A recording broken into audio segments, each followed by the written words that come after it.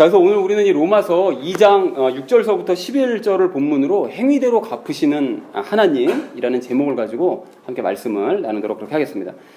우리가 지난주에 그 2장 말씀을 시작하면서 유대인들이 이방인들을 판단하고 정죄를 하지만 정작 자신들도 이방인들과 이제 똑같은 일을 행한다는 이야기를 함께 나눴습니다. 그래서 가만히 따져보니까 그 유대인들이 이방인들이 가지고 있던 그 세 가지 특징을 그대로 가지고 있다는 얘기를 우리가 이제 살펴봤는데요. 그 사람들이 왜 그렇다고 그랬는가 하면, 왜 유대인인데도 이방인들과 똑같은 일을 했는가라고 생각을 해봤더니, 시내산에서 하나님을 만났을 때 하나님을 사랑해서 말씀에 순종하고자 했던 것이 아니라 복을 사랑해서 하나님의 말씀을 지켜보려고 노력을 했기 때문에 그들이 불신자들과 결국 똑같은 행동을 할 수밖에 없었던 것이다 라는 사실을 우리가 지난주에 함께 이제 이야기를 나눴습니다. 그리고 그 사람들은 그렇게 하나님과의 약속을 지키지 못했기 때문에, 말씀을 지켜내지 못했기 때문에 선민의 자격을 받은 적도 없었는데, 본인들은 자기 자신을 선민이라고 착각하고서는 역사 내내 이방인들에게 이제 손가락질까지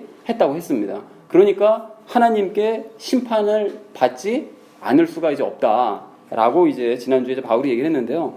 근데 더 큰 문제는 이제 이 시대를 살고 있는 유독교인들이 더 큰 문제라고 말씀을 드렸습니다. 그래서 유대인들의 뒤를 그들이 그대로 따라가고 있기 때문에 그들도 역시 하나님의 심판을 이제 피할 수가 없다 그랬는데요. 자, 그래서 이제 이런 유독교인들을 바른 길로 인도하기 위해서 그러면 우리가 해야 될 일은 무엇이냐, 그것에 대해서 지난주에 두 가지 이야기를 나눴거든요. 그래서 첫 번째 나눴던 이야기는 무엇이었을까요? 첫 번째는 그렇습니다. 하나님을 알고 나 자신을 알자라고 그랬습니다. 그러니까 하나님이 어떤 분이신지를 우리가 알아야 우리가 유독교인들과는 다른 그런 삶을 살게 될 텐데, 하나님께서는 어떤 분이신가 하면 복만 받기를 바라는 사람들을 싫어하시고 하나님의 말씀을 지키는 사람들을 사랑하신다라는 말씀을 나눴었죠. 그런데 하나님께서 그 말씀을 사랑하시고 말씀을 지켜내는 것을 좋아하신다고 하니까 그 말씀을 지켜보려고 하면 우리가 무엇을 깨닫는다고 그랬죠? 하나님의 말씀은 도무지 지킬 수 없는 것이로구나, 이 사실을 깨닫는다고 그랬습니다. 그래서 결국은 우리가 해야 될 선택은 딱 한 가지밖에 없는데 뭡니까? 하나님과 하나로 연합하는 것 외에는 답이 없다라고 말씀을 드렸습니다. 그래서 그 사실을 깨달은 사람들은 하나님을 사랑해서 그분과 연합하게 되고, 그러므로 말미암아 그분의 말씀이 지켜지는 삶을 살게 된다라는 말씀을 드렸었죠. 그래서 우리가 그러한 이 그리스도인이 되어서 유독교인들과는 이제 다른 삶을 살아야 된다. 그리고 유독교인들처럼 복만 사랑하면 하나님과의 연합도, 말씀을 지켜내는 것도, 받을 수 있는 환경적인 복도, 모든 것이 다 깨어져 버린다라는 이야기를 첫 번째로 우리가 이제 나눴습니다. 자, 그런가 하면 두 번째로 우리가 나눴던 이야기는 무엇이었을까요? 두 번째는 선한 행위를 하면서 유독교인들에게 전하자라는 말씀을 드렸었는데요. 우리가 선한 행위를 하자는 것은 무슨 뭐 세상적으로 착한 일을 많이 하자 이런 뜻이 아니었고요. 적어도 우리가 불신자들이 가지고 있는 세 가지 특징만이라도 없애보자라는 말씀을 드렸었죠. 그래서 그 불신자들이 가지고 있는 세 가지 특징이 무엇이라고 그랬는가 하면, 우상을 섬기는 것, 그리고 성적으로 타락한 그런 모습들, 그리고 하나님을 의식하지 않고 말하고 행동하는 이런 모습들, 이 세 가지만이라도 없애자고 그랬는데, 그 중에서 우리가 특별히 세 번째 것에 주목을 해서 말하게 하심을 따라 말하고 행하게 하심을 따라 행해가자. 그런데 그렇게 할 수 있는 그 방법은 지난주에 팁을 말씀드렸죠. 그러니까 내가 말을 하기 전에, 행동하기 전에 이것이 예수님을 닮는 모습과 닮는 도움이 되면, 또 이것이 상관이 있으면 우리가 말하고 적극적으로 행동을 해야 되지만, 그렇지 않다고 하면 말하지 말고 행동하지 말자. 그렇게 하면 점점 시간이 가면 갈수록 예수님을 닮은 말과 행동이 나올 수밖에 없게 된다. 그래서 말하게 하심을 따라 말하고 행하게 하심을 따라 행하게 될 것이다 라고 말씀을 드렸습니다. 그래서 그렇게 변화된 우리가 이제 유독교인들에게 바른 복음을 증거하게 되면 그것이 이제 그들의 이제 귀에 들어갈 수 있게 되겠죠. 사랑하는 우리 나눔 있는 교회 성도님들 모두는 우리가 진짜 유대인이요 진짜 선민이라는 사실을 깨달으시고 또한 그렇게 사시기 바랍니다. 여러분, 그렇게 해서 이 유대인들의 뒤만 따르는 유독교인들에게 바른 복음을 증거하는 저와 여러분 되어지기를 다시 한번 주님의 이름으로 간절히 축원을 드립니다. 자, 지난주에 바울은 이방인들과 이제 다를 바 없는 그런 유대인들을 이제 책망을 했었는데요. 이제 오늘은 하나님께서 그런 유대인들을 어떻게 그럼 대우하시는가, 여기에 대해서 이제 언급을 하고 있습니다. 그래서 이제 어떤 얘기를 하는지 좀 한 절씩 보도록 할 텐데요. 먼저 6절 말씀을 보니까요, 하나님께서는 각 사람이 행한 대로 갚으신다고 아주 단호하게 얘기를 합니다. 자, 그런데 여기서 각 사람이란 선인과 이제 악인, 그 두 종류를 얘기합니다. 근데 선인은 당연히 그리스도인이고, 악인은 누굴까요? 유대인과 불신자들. 그들을 이제 포함해서 이제 악인들을 이제 말하고 있습니다. 자, 그렇다면 하나님께서는 이들 각각의 행위에 대해서 어떻게 갚으시느냐? 먼저 7절 말씀을 보니까요. 영광과 존귀한 삶을 구하고 죽지 않기를 구하는 마음을 가지고서 참으면서 꾸준히 잘 행하는 사람들, 그리스도인이죠. 이런 사람들에게는 영원한 생명으로 갚아주신대요. 상으로 내려주신답니다. 근데 여기서 이 영광과 존귀와 죽지 아니하는 삶이라는 것이 뭐 복잡한 얘기가 아니고요. 예수님을 닮은 삶을 얘기합니다. 예수님께서 영광스러운 삶을 사시고 존귀한 삶을 사셨잖아요. 그리고 죽지 않는 그런 삶을 사셨기 때문에 그분을 닮는 삶을 얘기합니다. 그러니까 예수님을 닮는 삶을 구하면서 참고 꾸준하게 행하는 사람들, 그런 사람들에게는 하나님께서 그가 바라는 대로 영생을 선물로 주신다라고 이제 얘기를 하더라는 것이죠. 그러나 이어진 이제 8절은 그와는 정반대되는 삶을 사는 사람들, 누굽니까? 유대인들과 이제 불신자들, 이런 사람들에게 하나님께서 이제 어떻게 갚으시느냐, 이것에 대해서 기록하고 있는데요. 그 사람들은 어떻게 하죠? 사람들과 계속 논쟁이나 일삼고, 심지어는 하나님과도 논쟁하고, 또 뭐 그리스 사람들은 뭐 철학으로 자꾸 논쟁을 하죠. 사람들과 이제 그런 논쟁들이 나오고, 진리이신 예수님께는 순종하지 않고, 그리고 예수님을 거부하는 일에나 열심히 순종하고, 악한 일에나 순종하고, 이렇게 하는데 하나님께서는 그런 사람들에게 장차 어떻게 하신답니까? 경노와 진노로 갚으신다고 그렇게 얘기를 합니다. 자, 그러면서 이어진 이제 9절 말씀을 보시면, 그렇게 이제 악을 행하는 사람들, 즉 위에서 말씀하신 것처럼 논쟁하기 좋아하고 진리에 순종하지 아니하고 불의에나 순종하는 이런 악인들과 또 다른 개념의 악, 우리가 알고 있죠. 하나님과 함께하지 않는 악, 그런 악을 행하는 모든 혼들 위에는 뭐 이방인이고 유대인이고 가릴 것 없이 다 환난과 곤고가 닥칠 것이라고 그렇게 말씀을 합니다. 자, 그런데 여기서 좀 구별을 좀 하실 것이, 여기 이 9절 말씀에 나와 있는 이 벌은 이 땅에서 사는 동안 받을 벌을 얘기합니다. 환난과 곤고의 삶을 살아간다. 그리고 8절 위에 있는 8절은 마지막 심판 때 받을 벌, 그러니까 경노와 진노를 또 이제 당하게 된다. 이런 말씀을 하고 계시는 거죠. 자, 그런데 이어진 이제 10절 말씀을 보시면, 선한 행위를 하고 또한 하나님과 함께 선을 행하는 사람, 그러니까 그리스도인인데요. 이제 이런 사람들은 그가 과거에 뭐 유대인이었든 뭐 이방인이었든 뭐 그 사람이 무슨 행동을 했던 사람이었든 전혀 상관없이 복음으로 선하게 되었다면 그런 사람들에게는 영광과 존귀와 화평이 있을 것이라고 그렇게 말씀을 하십니다. 그런데 이것도 역시 저 위에 7절에서는 이제 마지막 날 받을 상에 대해서 말씀하셨다면, 이 말씀은 이 땅에서 받을 상, 10절의 말씀은 이 땅에서 받을 상을 이제 말씀을 하시는 것이죠. 그리고 이제 마지막 11절 말씀을 보니까 하나님께서는 사람들의 외모를 중시하지 않으신다라고 말씀을 하세요. 근데 여기서 이제 외모를 중시하지 않으신다는 것은 뭐 하나님께서 뭐 잘생긴 사람, 못생긴 사람 가리지 않는다, 뭐 이런 것을 말씀하신다기보다는 하나님께는 이방인이나 유대인이나 그런 어떤 외형적인 혈통, 그런 것들에 대해서 하나님께서는 전혀 중시하지 않으시고, 그런 걸 중시해서 상벌을 내리시는 것이 아니라 각 사람이 행한 대로 상을 주시거나 이제 벌을 주시는 것이다 라고 이제 말을 했다라는 것이 오늘 우리가 함께 나눌 본문 말씀 전체의 내용입니다. 여러분, 오늘 본문 말씀을 다시 전체적으로 이렇게 한번 요약을 해보시면 특별히 어려운 말씀은 없는데요. 요약을 해보면 이렇게 정리를 해볼 수가 있는데요. 하나님께서는 행한 대로 갚으시는데, 유대인, 이방인과 같은 외형과는 전혀 상관없이 똑같은 기준을 가지고 세상의 모든 사람들에게 상과 벌을 주신다. 그런데 이 땅에서부터 상과 벌을 내리시고 또 마지막 심판날에도 상과 벌을 내리신다 라는 말로 전체 내용을 이제 요약을 해볼 수가 있다라는 것입니다. 자, 그래서 이처럼 이제 오늘 본문 말씀은 크게 이제 선인과 그리스도인이죠, 악인, 유대인과 불신자들이죠. 이제 그런 두 종류의 사람들에 대해 말씀하고 계시는데, 이 둘을 기준으로 모든 말씀들이 사실은 긴밀하게 다 연결이 되어 있습니다. 그래서 여러분, 이것이 한꺼번에 쫙 연결돼서 눈에 보이시려면 지난주 시내산에서 율법 받은 이야기를 좀 기억하실 필요가 있는데요. 유대인들이요, 그러니까 불신자들과 똑같은 그런 유대인들은 하나님을 사랑해서 하나님 말씀에 순종하려고 했던 것이 아니라 복을 더 사랑해서 하나님의 말씀을 억지로 지켜보려고 노력한 사람들이잖아요. 이제 그러다 보니까 하나님께서는 그렇게 하나님과 함께하지 않고 자기 혼자 노력해서 뭔가 행하려고 하는 것을 어떻게 보시죠? 악하다고 보시죠. 그 자체가 악인 거예요.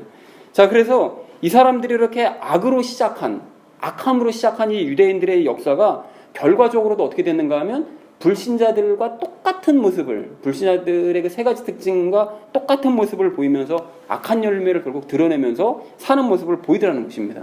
자, 그런데도 그 사람들이, 유대인들이 오늘 8절에 있는 말씀처럼 어떻게 얘기하죠? 왜 우리는 복받지 못하냐? 왜 우리는 영광 누리지 못하냐 하면서 하나님과 논쟁하는 거죠. 그래서 구약 성경 말씀을 보시면 하나님께서 종종 너 일로 나와서 나랑 논쟁하자. 너 일로 나와서 나랑 논쟁하자. 자꾸 이 말씀을 하세요. 자꾸 불평 가지니까. 하나님 왜 자꾸 우리한테 이러시는 거예요? 왜 우리한테 이렇게 잘 안 대해주시는 거예요? 그래서 호세아서 말씀도 그렇고 특히 소선지서 말씀들을 계속 보시면 하나님께서 아예 대놓고 그러세요. 논쟁하자. 뭐가 잘못됐냐 도대체? 라고 말씀하시는 것처럼 계속해서 이 사람들이 논쟁합니다. 그러면서도 하나님께서 주시는 진리이신 예수님이라는 기회는 계속 거부하죠. 순종하지 않는 거예요. 그리고 자기 노력에만 열심히 순종하며 살더라는 것입니다. 그래서 유대인들이 어떻게 됩니까? 9절에 있는 말씀처럼 이 땅에서 늘 환난과 곤고가 끊이지 않는 삶을 살았던 것이죠. 역사 내내 그들이 괴로운 삶을 살았잖아요. 그리고 최근에는 몇 년 전입니까? 그 2차 세계대전 때도 끝까지 그렇게 힘들고 괴로운 그런 환난과 공고의 삶을 살 수밖에 없더라는 것입니다. 그리고 마지막 심판 때는 8절 후반부 말씀처럼 하나님의 경노와 진노까지 받게 되더라는 것입니다. 그러니까 이렇게 연결이 쫙 되는 거죠. 유대인들에 대한. 자, 그런데 이와는 달리 하나님을 사랑해서 하나님의 말씀에 순종하는 그리스도인들은 어떤 삶을 살아가느냐? 하나님과 연합함으로 말미암아 그들은 하나님의 특별한 보물이 되고 거룩한 민족이 되고 제사장 나라가 되는 거죠. 그래서 그렇게 되면 하나님과 연합한 그리스도인들은 7절에 있는 말씀처럼 예수님처럼 영광스럽고 존귀한 삶을 살고 또 영생을 구하면서 가난하고 힘든 환경 와중에서도 잘 참고 꾸준하게 잘 행합니다. 예수님을 닮아가는 모습을 꾸준하게 참으면서 행해나가요. 그래서 그리스도인들은 10절에 있는 말씀처럼 이 땅에서 영광과 존귀와 화평의 삶을 살고 그래서 예수님을 닮은 모습을 나타내고 마지막 심판 때에는 7절 후반부에 있는 말씀처럼 영원한 생명을 받게 된다. 라고 해서 이게 또 한 번 연결이 또 이렇게 다 되는 것입니다. 전부 다 연결을 이렇게 되시죠. 자, 그러니까 결국 중요한 것은 하나님을 사랑해서 하나님의 말씀대로 행하느냐, 아니면 복을 더 사랑해서 나 혼자 내 마음대로 행하느냐. 이것에 따라서 이제 인생이 이제 갈리는, 그러니까 이것이 이제 인생을 가르는 관건이라고 할 수 있는 거예요. 하나님을 사랑해서 말씀대로 지키며 사느냐, 복을 사랑해서 내 마음대로 사느냐. 이것이 이제 관건이라는 것입니다. 자, 그러니까 결국은 연합이라는 이 비밀을 아는 사람만이 선을 행할 수 있는 것이고, 그런 사람은 이 땅에서도 복받고 죽어서도 영생을 누릴 수 있지만, 이러한 비밀에 전혀 관심 없는 사람, 하나님과 연합 같은 거 뭐 전혀 관심도 없고 뭐 행하는 거에 전혀 관심 없는 사람은 열심히 노력하고도 계속해서 악을 행하고, 그래서 이 땅에서도 환난과 공고 가운데 벌을 받고 죽어서까지 영벌을 받게 된다는 것입니다. 자, 그런데 지난주와 이제 마찬가지로 더 큰 문제는 이제 유독교인들인데요. 뭐 유대인들은 뭐 그렇다 치더라도 이제 유독교인들 같은 경우는 예수님 안다고 하면서도 유대인들처럼 살거든요. 그러니까 이 사람들은 연합의 비밀을 머리로는 알죠. 뭐 예수님께서 뭐 내 안에 계신다고 말들은 다 해요. 예수님과 뭐 하나 됐다 뭐 다 말들은 하거든요. 그러니까 머리로만 알 뿐 깨닫지는 못하는 거죠. 그래서 선을 행할 줄 모르고, 그래서 환난과 곤고가 실제로는 끊이지 않고, 그래서 참지도 못하고 꾸준하게 행하지도 못합니다. 그래서 당연히 영광과 존귀한 삶을 살지도 못하는 거예요, 그 사람들이. 그래서 본인도 신앙생활 이게 잘하고 있는 건지 내가 못하고 있는 건지 뭐 이걸 모르는 거죠. 그래서 날마다 그냥 헷갈려하면서 하루하루를 그냥 꾸역꾸역 그냥 사는 거예요.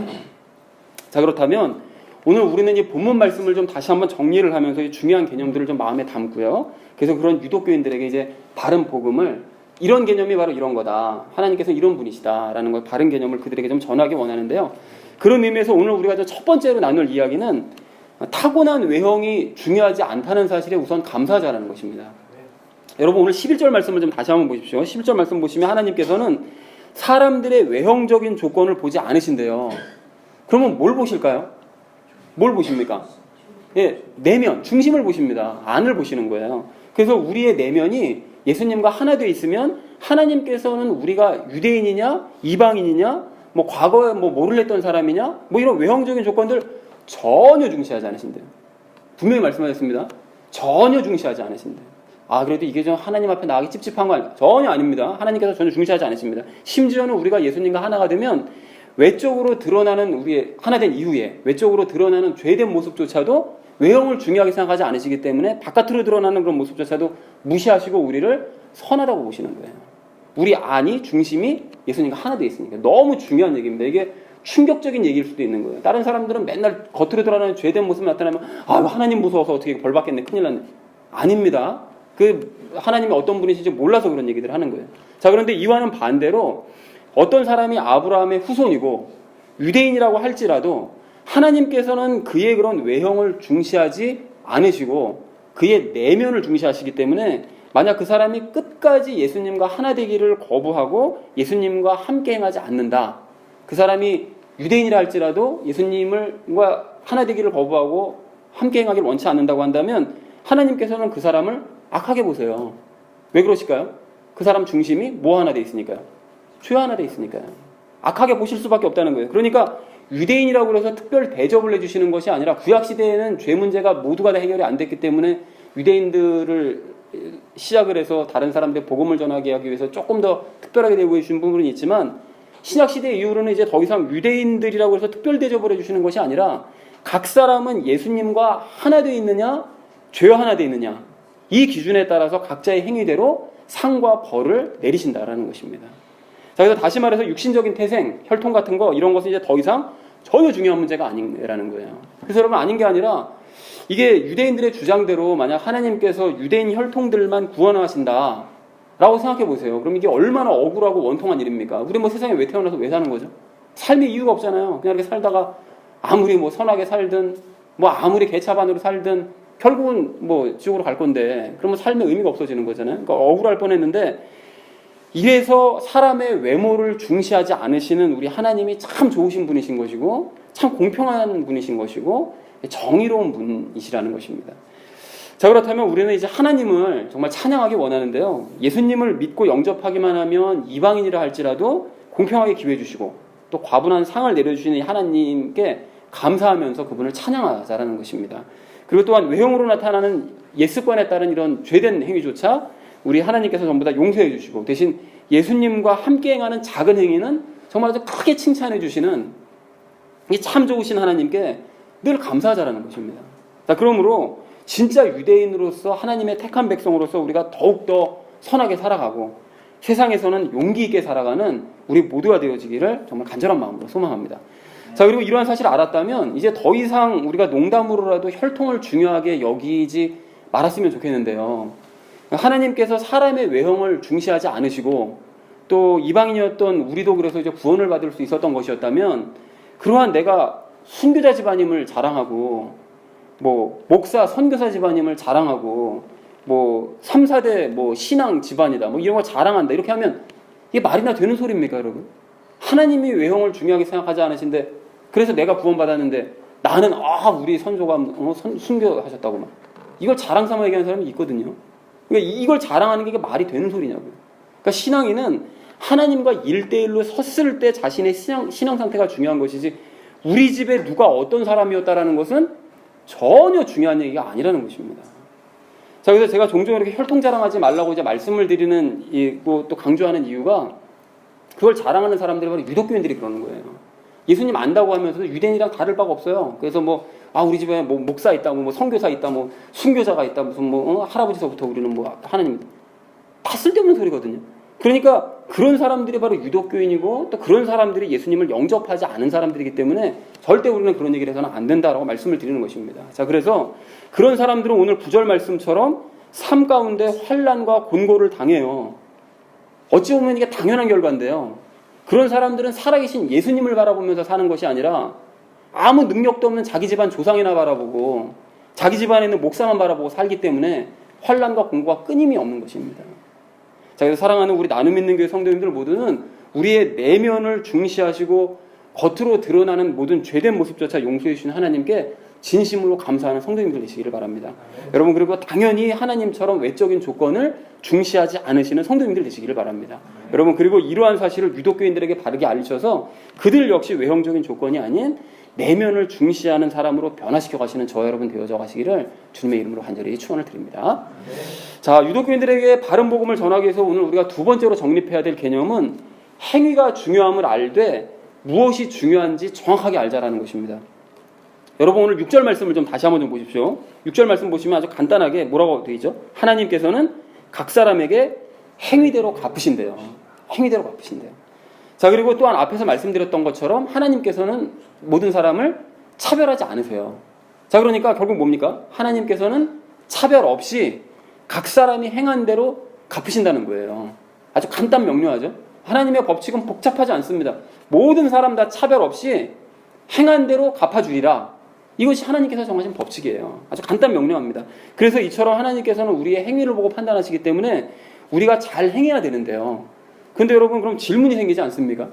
이 11절에서 하나님께서는 외모 중시하지 않으신다고 말씀하셨고, 그래서 우리가 짓는 죄조차도 무시하신다고 앞에서는 얘기를 했는데, 그런데 6절에서는 하나님께서 행위대로 갚으신다고 말씀을 하니, 행위라는 것은 겉으로 드러나는 모양인데, 그렇다면 11절 말씀과 이게 모순되는 거 아닙니까? 겉모양 가지고 판단하지 않으신다고 그랬는데 겉으로 드러나는 게 행위인데, 그러면 이게 서로 상충되는 얘기 아니에요? 이렇게 질문하실 수 있다는 거죠. 자, 그래서 우리는 사람들이 일반적으로 생각하는 행위와 하나님께서 판단하시는 행위의 개념을 서로 구분을 할 줄 알아야 되는데요. 사람들은 보통 이제 행위라 그러면 어떤 걸 연상하는가 하면 그걸 누구의 의지로 행했는지는 상관없어요. 상관없이 그저 겉으로 드러나 보이는 모습만을 행위라고 인지합니다. 근데 하나님께서는 무작정 겉으로 드러나 보이는 어떤 모습을 행위라고 생각하시는 것이 아니라 하나님과 함께 행한 행위를 의미 있게 생각하신다는 거예요. 여러분, 이해가 되십니까? 여러분, 그래서 하나님께서 생각하시는 선과 인간들이 생각하는 선의 개념도 서로 다를 수밖에 없는 것인데요. 인간들은 자신들이 만들어낸 도덕적, 윤리적 기준에 합당한 것을 선이라고 합니다. 자신들이 기준 만들어 놓고 그 기준 안에 들어오는 것은 선이다. 바깥에 벗어나는 건 악이야. 이렇게 이제 생각을 하고, 그래서 윤리적으로 선한 행동을 많이 한 사람들을 참 선한 사람이라고 칭찬을 하지만, 우리 하나님께서는 하나님과 함께 행하는 것을 선이라고 판단하시기 때문에, 함께 하시는 걸 선, 함께 하지 않는 것을 악이라고 판단하시기 때문에 인간의 도덕적, 윤리적 기준에 구애받지 않으신다는 거예요. 여러분, 그래서 가령 어떤 사람이 인간의 기준으로 선한 행위를 했다고 할지라도 하나님의 입장에서는 그 사람이 하나님과 함께 그 일을 행했을 때 그 사람이 선한 일을 했다라고 판단하시는 것이지, 하나님과 함께 일을 하지 않았다면 그 사람이 아무리 인간적인 기준으로 선한 행위를 했다고 할지라도 하나님의 입장에서는 그 사람이 행한 일을 악한 일로 보신다는 것입니다. 자, 그러니까 하나님께서는 하나님과 함께 선한 행위를 하는 것을 기뻐하시는 것이지, 인간의 노력으로 한 선한 행위는 그것이 선한 행위라 할지라도 하나님께서는 기뻐하지 않으신다는 거예요. 자, 여러분, 그래서 이에 대한 대표적인 예가 이제 바리새인인데요. 이제 바리새인들은 율법 지키는 행위들을 정말로 열심히 행했거든요. 그래서 이 사람들이 비록 뒤로는 이제 딴짓을 했다고 할지라도 겉으로 드러나 보이는 모습만큼은 그 누구도 따라오지 못할 정도로 선한 행위들을 많이 했어요. 그래서 예수님께서도 뭐라고 말씀하시죠? 바리새인들과 서기관들의 의를 능가하지 못하면, 이런 말씀을 하세요. 걔네들이 정말 어지간한 수준의 인간이 할 수 있는 최대치로 선한 행위들이 겉으로 많이 드러나는 모습을 행했다는 거예요. 자, 그런데 예수님께서 오셨을 때 그럼 그런 바리새인들을 칭찬하셨느냐? 칭찬하셨는가 하면 전혀 칭찬하지 않으시고 어떻게 하셨죠? 도리어 저주하셨어요. 저주. 하나님의 힘으로 하나님과 함께 행하지 않고 너희가 너희 힘으로 너희 노력으로 하는 율법적인 행위는 아무런 의미가 없는 것이야 라고 말씀하시더라는 것이죠. 그래서 사실은 이 말씀이 지난주 말씀과도 연결이 되는데요. 지난주에 하나님의 말씀을 행해보려고 하면 우리가 깨닫게 되는 게 뭐라고 그랬죠? 하나님의 말씀은 도저히 우리가 지켜 행할 수 없다. 이걸 깨닫는다고 그랬잖아요. 그런데 바리새인들은 절대로 행할 수 없는 그 하나님의 말씀을 자기 노력으로 행해보려고 하고, 심지어는 자기가 행했다라고 주장을 했거든요. 그러니까 이 자체가 이미 거짓말한 거잖아요. 그죠? 하나님의 말씀을 행할 수 없는 건데 행했다고 하니까 이미 자체의 거짓말인데다가 가식이죠. 가식. 하는 척한 그 가식인 거죠. 그런 뜻이기 때문에 그것부터가 이미 악한 일인데다가 하나님과 함께 행하지 않은 악까지 그들이 저질렀던 것이었습니다. 자, 그러니까 하나님께서는 단순히 그들이 악한 행위를 했기 때문에 바리새인들을 심판하시는 것이 아니라 그보다 더 근본적인 원인, 뭡니까? 하나님과 함께 행하지 않은 거, 그것이 악이기 때문에, 그리고 하나님과 함께 행하지 않는 행함은 결과적으로도 악한 결과가 나타나기 때문에, 그래서 하나님께서 바리새인들을 심판하신다는 것입니다. 자, 그런데 이건 여러분이 바리새인들 뿐만이 아니라 지금 이 시대의 불신자들이나 유독교인들도 이게 다 마찬가지인데요. 불신자지만 봉사에 관심 많은 사람들이 있어요. 그래서 하나님을 믿지 않지만 노숙인들을 돌보기도 하고 고아원에 가서 봉사하기도 하고 또 시민단체에 가입해서 사회부조리와 열심히 싸우는 아주 수고를 많이 하시는 그런 분들이 계신단 말이죠. 그래서 그런 일들은 분명히 인간적인 기준에서는 선한 일들이기 때문에 사람들이 그런 사람들을 보고 어떻게 하죠? 선한 일을 많이 했다고 칭찬하고 상도 주고 그렇게 합니다. 자, 그런데 그러한 행위의 동기가 자신의 뿌듯함을 위해서, 자기의 만족을 위해서, 아니면 복받기 위해서 그런 일들을 행하는 것이라면 그것이 하나님의 입장에서 무슨 의미가 있을까요? 아무 의미 없는 거예요. 그거 너도 차고 한 일이잖아. 이렇게 될 수밖에 없는 거죠. 그러니까 하나님의 입장에서는 그렇게 자기 자신을 위해서 혼자 열심히 일하는 행위를 도리어 악하게 보신다는 거예요. 너만을 위한 일이니까. 그리고 유독교인들도 마찬가지인데요. 유독교인들도 위아에서 말씀드린 봉사 같은 행위들 많이 하거든요. 많이 하고 또 무엇보다 하나님의 말씀을 지켜보겠다고 열심히 노력들을 해요. 그래서 오른뺨 맞으면 왼뺨을 억지로 돌려보려고 막 노력해요. 속을 막 부글부글 끓는데 자연스럽게 되어진 행위가 아니라 참으면서 하는 거지 막. 이를 갈면서 그냥. 그리고 겉옷 내어달라고 그러면 덧옷을 내어주려고 막 노력을 합니다. 그리고 음욕을 품지 않으려고 막 노력을 해요. 그리고 굳이 하려고 막 노력을 열심히 합니다. 그런데 그런 모든 행위들이 결국은 자기 자랑, 자기 만족, 심지어는 자기 구원을 위한 노력이라면 하나님께서 그런 행위들을 선하다고 하실까요? 하나님과 하나 되지도 않고 행하는 그런 일들이요. 그리고 하나님과 함께 행하지도 않는 그런 일들을 하나님께서는 악하게 보신다는 것입니다. 너 혼자 열심히 노력해서 너 뿌듯하려고, 너 만족을 위해서, 심지어 너가 열심히 한번 구원 한번 받아보겠다고 하는 거 아니야. 악한 일이라고는 악하게 보신다는 거예요. 그리고 실제로 이런 행위들은 인간의 노력으로는 행할 수 없는 일이기 때문에 오른뺨 맞으면 여러분 왼뺨 돌려줄 수 있어요? 장난으로 맞으면 장난으로 돌려줄 수 있죠. 진심으로 하면 세게 맞으면 왼뺨 돌려줄 수 있습니까? 못 돌려댄다니까요. 그게 내 힘으로는 도저히 될 수가 없는 일이라는 거예요. 그러니까 결국은 노력으로 행할 수 없는 일이기 때문에 어떻게 됩니까? 노력할수록 시험에 들죠. 그리고 결국 상대를 막 비난하게 되죠. 그리고는 음행에 빠지게 되고 비리로 이어지는 경우가 비일비재하기 때문에 결과적으로도 악한 모습이 될 수밖에 없다는 것입니다. 자, 그래서 우리가 처음 질문에 대한 이제 답을 찾을 수가 있는데요. 6절 말씀과 11절 말씀은 모순되는 말씀이 아니라 결국 똑같은 말씀이라는 거예요.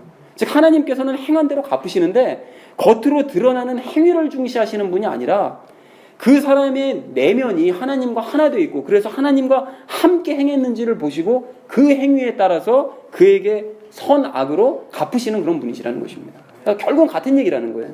자, 그러니까 우리는 선한 행위를 했냐 안 했냐, 그 사람의 겉모습이 뭐 선한 행위가 많이 드러나냐 안 나타나냐, 이걸 중시할 것이 아니라 어떻게 됩니까? 그 사람이 하나님과 함께 그 일을 행했느냐 안 했느냐, 이거를 중시해야 되는 줄 그렇게 믿습니다. 자, 그래서 이에 대한 이제 또 다른 예를 들면서 제가 하나님께서 원하시는 행위에 대한 이 개념을 마음에 좀 우리 모두가 정립을 좀 하셨으면 좋겠는데요. 가령 여러분 이제 내 자식이 사회에 나가서 이제 남을 막 도와줘가지고 상을 받아왔어요. 그리고 또 사회적으로 아주 의미 있는 업적을 남겼어요. 좋은 일이죠. 칭찬할 만한 일이고 사람들에게도 아마 칭찬 받을 일일 것입니다. 자, 그런데 정작 그 애가 집에 와서는 부모하고 사이가 안 좋아요. 그리고 형제들 간에도 사이가 아주 안 좋습니다. 그러면 부모 입장에서는 그 애가 받아온 그 상과 그런 업적에 의미를 둘 수 있을까요? 아무런 의미 없죠.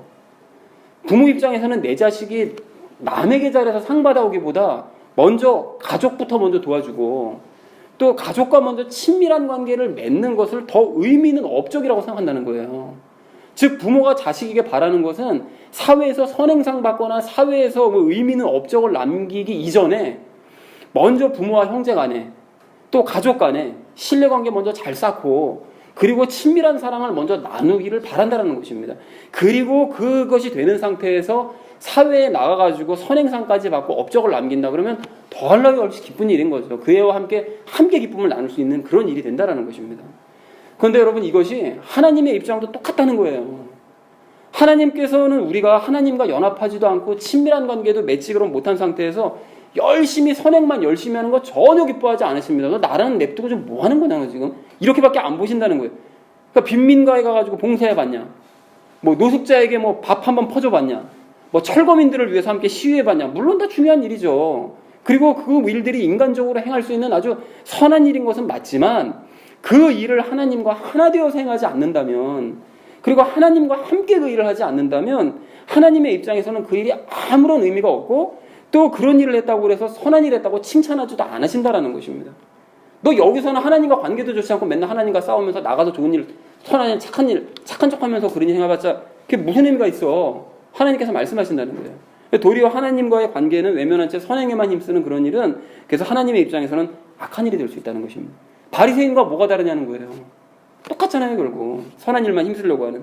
자, 그러므로 우리가 어떤 일에 먼저 힘써야 되느냐? 어떤 일에 힘써야 될까요? 하나님과 한 가족이 되고, 하나님과 사랑 나누고, 하나님과 소소한 일상을 먼저 살아가는 것이 우리가 먼저 힘써야 되는 일이고 가장 중요한 일인 줄 이렇게 믿습니다. 그리고 그 이후에 하나님과 함께 작더라도 작은 일들 선행을 해나가는 것이 정말 바람직한 일이라는 것이죠. 자, 그래서 하나님께서는 이런 사람에게 상 주시고, 반면 이런 것을 외면하고 하나님과 연합을 외면하고 인간적인 선행에만 열심히 힘을 쓰는 그런 자들은 바리새인과 같이 심판하신다는 사실을 분명하게 아는 우리 모두가 되기를 소망합니다. 그리고 이것을 전하기를 간절한 마음으로 소망합니다. 자, 그렇다면 우리는 그러면 선행은 아예 안 해도 되는 거냐? 그건 아니죠. 방금도 말씀드렸던 것처럼 예수님과 함께 선을 행하는 일은 아주 좋은 일입니다.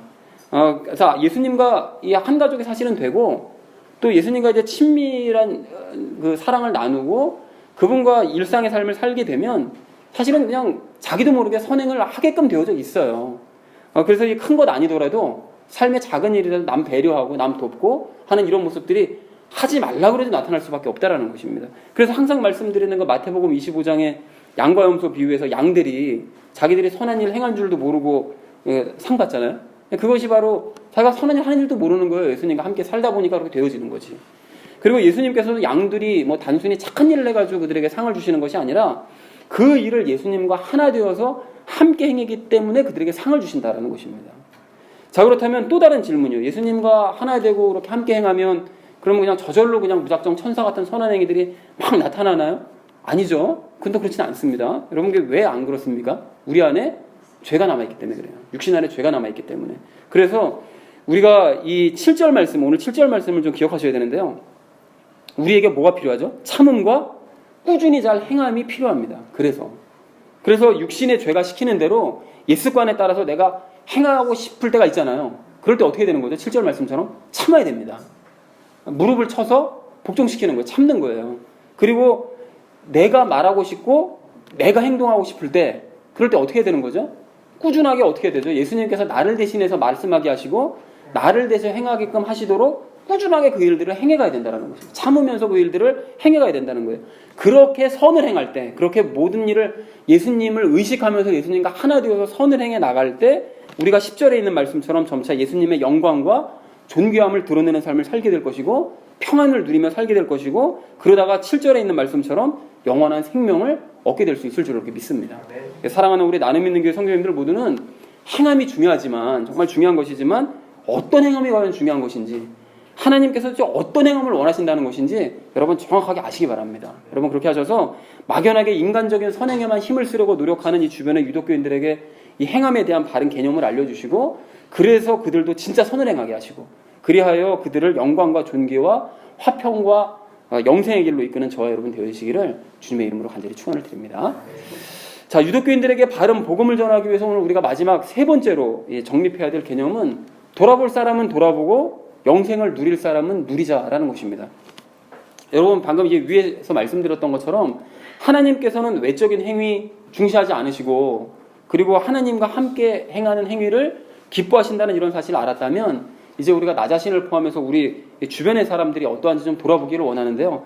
먼저 유대인들을 여러분 한번 생각해 보시면 유대인들은 이집트를 탈출한 이후에 나온 이후에 하나님의 행하심을 믿었나요? 안 믿었나요? 그렇게 수없이 많은 기적을 보면서도 하나님이 우리 가운데 계신가 안 계신가 이거 가지고 따지고 있더라니까요. 답답한 얘기 아닙니까? 그러니까 하나님의 행하심 믿지 않아요. 그러면서 하나님의 말씀을 지켜 행해보겠대요. 이게 말이나 되는 소리입니까? 이게 하나님이 계신지 안 계신지조차 모르는 사람들이 무슨 하나님의 말씀을 행한다는 거예요. 이렇게 나대더라는 거예요. 그리고는 실제로 하나님의 말씀에 순종하지 않았습니다. 할 수가 없는 거죠. 그리고 지키지도 않았기 때문에 그 사람들은 선민이 된 적도 없었는데 그런데도 자기 자신들은 선민이라고 생각하면서 또 역사적으로 계속 나댄 거예요. 이방인들 막 멸시하고 무시하고 막 손가락질하고 막 핍박하고 이렇게 했다는 거죠. 그래서 그 사람들이 어떻게 됐습니까? 오늘 8절에 있는 말씀처럼 역사 내내 하나님과 논쟁하고 사람들과 논쟁하고 진리신 예수님께는 순종하지 않고 그래서 9절에 있는 말씀처럼 이 땅에서는 환난과 곤고의 삶을 살다가 장차 하나님의 경노와 진노를 받게 된다는 것입니다. 자, 그런데 이건 유독교인들도 마찬가지잖아요. 그러니까 이 사람들 역시 하나님을 향한 믿음 없습니다. 그 사람들이 예수님의 믿음은 개념조차 몰라요. 예수님의 믿음하면 예수님이 무슨 믿음이 필요해 이렇게 나오겠죠. 그러니까 전혀 개념을 모르거든요. 그러니까 그런 상태로 이 사람들이 하나님의 말씀을 또 지켜보겠다고 노력하겠다고 해요. 참 답답한 얘기죠. 하나님을 믿는 것은 하나님이 선물로 주신 믿음을 받아야 구원받는다고 거꾸로 얘기하고, 또 구원받은 이유는 내가 노력해가지고 이게 참 답답한데요. 이거 어디서부터 시작해야 될지 모르겠는데, 근데 이 사람들이 예수님과 연합하지도 않았으면서 또 자기 자신을 선민이라고 생각한단 말이죠. 그러니까 이게 뭐 하나도 제대로 정립된 게 없는 거예요, 지금 이게. 그래서 이 사람들 역시 어떻게 합니까? 늘 하나님께 불평하는 삶을 살죠. 안에 선민이라면서 왜 이따위 삶을 삽니까? 안에서 영광도 못 누리고, 뭐 풍요롭지도 못하고, 맨날 이렇게 그냥 힘들고 어려운 일만 생기고, 왜 이렇게 삽니까? 그래서 하나님과 사람들과 맨날 논쟁하고, 그러니까 혼란과 곤고가 끊이지 않는 삶을 살아간다는 것입니다. 자, 그렇다면 여러분, 나는 어떻습니까? 나에게는 이런 모습이 없습니까? 여러분, 없다면 정말로 다행이고 감사한 일이지만, 만약에 나도 하나님께 뭐 불평하고 환난과 곤고의 삶이 끊이지 않고 만약에 이런 것 같다면, 여러분, 그것이 바로 하나님께서 주시는 사인이자 기회라는 사실을 알아야 됩니다. 여러분, 즉 내가 자꾸 하나님과 이제 논쟁하려고 그러고, 하나님 왜 이래요? 뭐 하나님 이건 왜 그런 거예요? 그냥 불평이나 하고 논쟁만 하려고 하고, 걸핏하면 사람들과 그냥 붙잡고서 막 논쟁이나 하려고 하고, 그냥 시비나 걸려고 하고, 그래서 삶의 환난과 곤고가 끊이지 않는다면 나는 혹시 혼자 힘으로 행해보려고 했던 바리새인과 같은 사람은 아닌가? 나는 혹시 유대인들을 닮은 유독교인인 것은 아닌가? 라는 것을 돌아보게 하시는 하나님의 사인이라는 것입니다. 아, 내 삶이 이러네? 그게 딱 보이는 순간 하나님께서 나에게 주시는 사인일 수 있다는 거예요. 근데 따져보니까 정말로 내가 그런 사람이에요. 내가 정말 유독교인이었던 거예요. 만약에 그 사실을 깨달았다. 그럼 어떻게 합니까? 괴로워만 할 것이 아니라 어떻게 해야 되는 거죠? 도리어 기뻐하면서 돌이키면 돼요. 그걸 사인으로 보여주셨다는 것은 나에게 또 한 번 기회를 주셨다는 의미 아닙니까? 그러니까 돌이킬 기회를 삼으면 된다는 것입니다. 그래서 물론 돌이키는 일이 쉽지 않고 또 삶을 뒤집어 엎는다는 것이 결코 이제 쉬운 일은 아니지만 앞으로의 인생을 하나님께 맡기고 두 손 두 발 다 들면 결국은 능히 변화될 수 있다는 것입니다. 자, 근데 이와는 반대로 내 삶을 딱 돌아보니까 내가 어느 순간서부터 삶이 점점 예수님을 닮아가는 것 같고, 그래서 예수님의 영광과 존귀한 모습이 삶 가운데서 작지만 조금씩 막 나타나기도 하고 점차 상황과 상관없는 화평이 나를 점점 둘러싸는 것 같다면 그런 분들 역시 그런 일들을 하나님께서 주시는 사인인 줄로 아시고 위로와 격려를 받으시기 바랍니다. 여러분, 그리고 내가 바른 길로 잘 가고 있구나 안심하시면서 더욱 기쁨 누리시고 그런 분들은 마지막 날 영생 받으시면 됩니다. 자, 그런 의미에서 제가 마지막으로 좀 두 가지 구절을 소개 좀 해드리려고 하는데요. 요한복음 17장 3절 말씀을 보시면 이렇게 기록되어 있습니다. 여러분 한번 들어보십시오. 영생은 이것이니 곧 그들이 유일하신 참 하나님인 아버지와 아버지께서 보내신 자 예수 그리스도를 아는 것이니이다. 이렇게 말씀하세요. 그러니까 즉 정리하면 영생은 성부 하나님과 예수님을 아는 것이래요. 근데 여기서 아는 것이라는 것이 예전에도 말씀드렸지만 머리로 하는 것을 말하는 것이 아니라 지식적인 알을 말하는 것이 아니라 뭐죠? 하나님과의 사귐, 교제를 말씀하는 것이라고 말씀을 언젠가 설명드렸잖아요. 자, 그러니까 내 안에 계시는 삼위일체 하나님과 날마다 내가 교제하면 곧 영생을 누리는 풍요한 삶을 살 수 있다라는 것입니다. 그러니까 다시 말해서 영생은 죽어서야만 가능한 얘기가 아니라 이 땅에서부터 누릴 수 있는 것이고 심지어 우리가 삼위일체 하나님과 하나 된 순간부터 이미 영생의 삶은 시작이 되었다라는 거예요. 그걸 누리는 사람과 누리지 못하는 사람이 있는 거지. 자, 그리고 또한 요한복음 5장 39절 40절 말씀을 보시면 이렇게 되어 있는데 여러분 한번 들어보십시오. 성경 기록들을 탐구하라. 너희가 그것들 안에서 영원한 생명을 얻는 줄로 생각하거니와 그것들은 곧 나에 대해 증언하는 것들이니라. 그러나 너희는 생명을 얻기 위해 내게 오기를 원치 아니하는도다. 이렇게 말씀하세요. 그러니까 영생을 얻으려면 성경 기록들을 탐구하되 성경에서 예수님을 발견해야 된다는 거예요. 그런데 안타까운 게 뭡니까? 많은 사람들이 성경으로 나오기를 원치 않아서 영생 얻지 못한다는 거예요. 바리새인들이 항의했겠죠? 유대인들이 항의했겠죠? 우리처럼 말씀 열심히 보는 사람이 있습니까? 너희가 성경 안에서 예수님 발견 못하잖아. 백날 성경 읽어봐라. 예수님 발견 못하는데 성경 읽는 건가? 예수님을 발견하면서 성경을 읽어야만, 그래야만 영생을 얻을 수 있다는 거예요. 그래서 성경으로 나와야 되는데 성경으로 나오는 것조차 하지 않는다라는 것입니다. 자, 그러니까 이 구절을 위의 구절과 연결시켜서 생각해보면 어떻게 됩니까?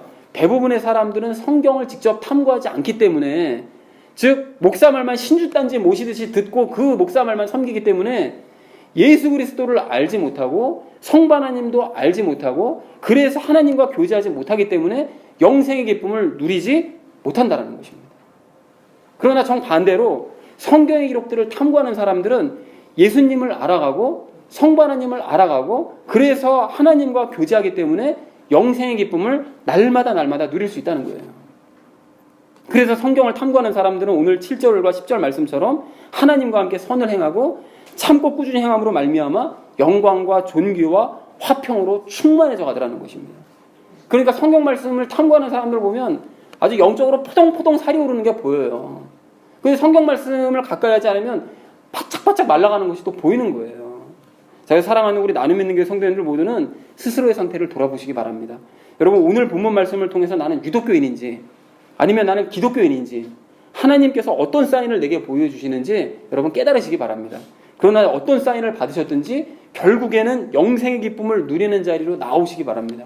성경을 통해서 하나님과 교제하셔서 이 땅에서부터 영생의 기쁨을 누리시고 예수님의 영광과 존귀와 평안을 누리셔서 주변의 유독교인들을 복음의 바른 길로 이끌으시는 저와 여러분 되어지기를 주님의 이름으로 간절히 축원을 드립니다.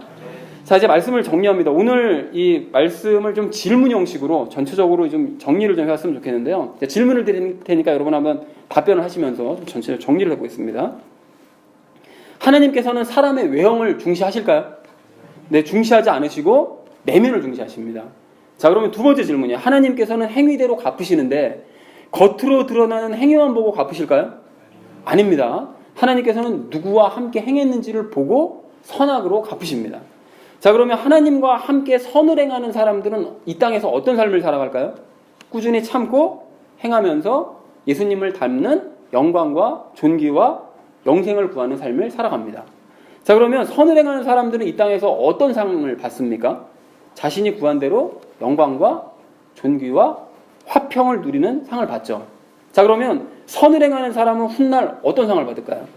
그렇습니다. 영원한 생명을 선물로 받습니다. 자, 그러면 하나님과 함께 행하지 않는 악을 행하는 사람은 이 땅에서 어떤 삶을 살아갈까요? 어떤 모습을 보입니까? 논쟁하고 진리에 순종하지 않고 불의에 순종하는 이제 그런 모습을 보입니다. 그러면 이 사람들이 이 땅에서 어떤 벌을 받는다고 그랬죠? 환난과 곤고가 끊이지 않는 삶을 살아간다고 그랬습니다. 그런데 이것이 도리어 기회일 수도 있다고 그랬죠. 자, 그러나 끝까지 이런 기회를 거부하면 훗날 그 사람들이 어떤 벌을 받게 될까요?